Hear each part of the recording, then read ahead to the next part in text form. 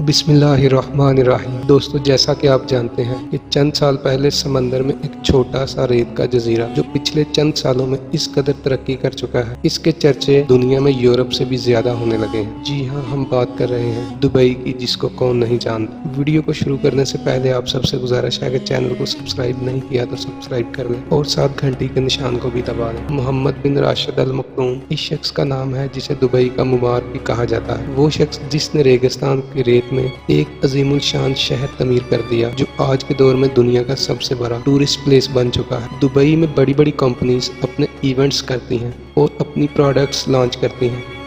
Dubai का शुमार दुनिया के अमीर तरीन शहरों में किया जाता है। आज से कुछ साल पहले ये दुबई रेत के टेलों से गिरा हुआ एक बियाबान के अलावा कुछ न था, मगर फिर रेत के इन टेलों ने तरक्की की और दुबई कहलाने लगा। जहाँ दुनिया की बुलंद बिल्डिंग्स तमीर की गईं, जिनमें शहर फरिश्क बुर्ज खलीफा आता है, वहीं इस रियासत में कहने को तो इस्लामी कानून नाफिज है, लेकिन ये रियासत बहुत सारी बेहयाइयों का शिकार हो।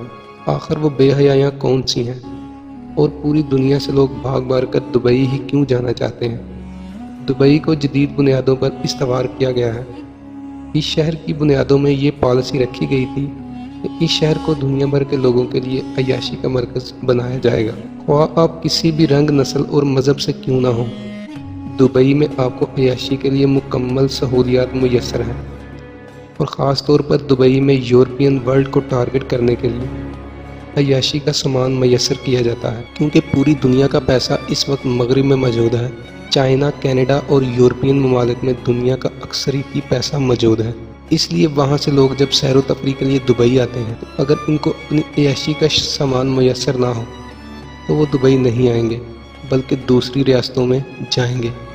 इस पॉलिसी को शेख मोहम्मद बिन राशिद अल मखदूम ने अपनाया और दुबई को बहुत ही कम वक्त में आसमान की बुलंदियों पर ले गया। आज दुबई के अंदर शरई कानून का नफाज है, यानी इस्लामी कवानीन के मुताबिक फैसले किए जाते हैं।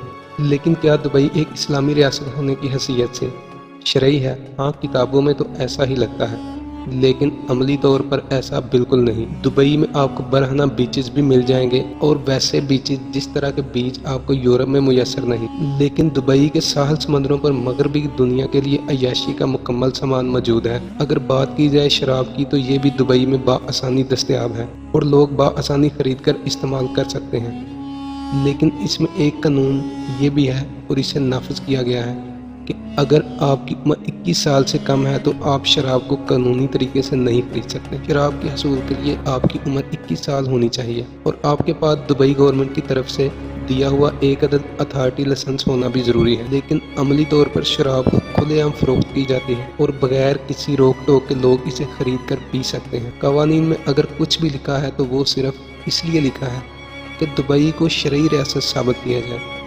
लेकिन कवानीन लिखने में और इन पर अमल करने में ज़मीन आसमान का फ़र्क है। दुबई एक ऐसी इस्लामी रियासत है जिसमें सूअर के गोश्त वाले रेस्टोरेंट बहुत आसानी से मिल सकते हैं।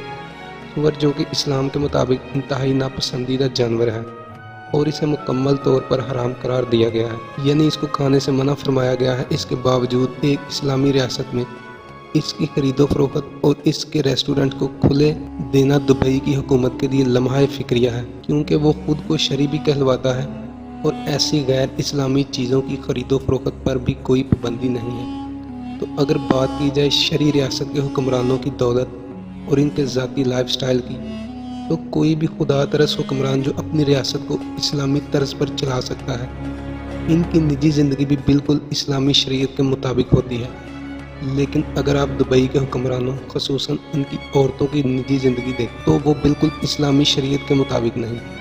अगर दुबई में मौजूद क्लब्स और पब्स की बात की जाए, तो क्लब्स और पब्स की एक इस्लामी मुआशरे और ऐसी रियासत जिसमें कहा जाए कि वहाँ पर इस्लामी कवानीन का नफाज है, वहाँ पर इन क्लब्स की कोई गुंजाइश भी नहीं हो सकती, क्योंकि ये तमाम मजहबी दुनिया का कल्चर है। लेकिन इस्लाम में ऐसे फहाशी के अड्डों की कोई भी गुंजाइश नहीं है।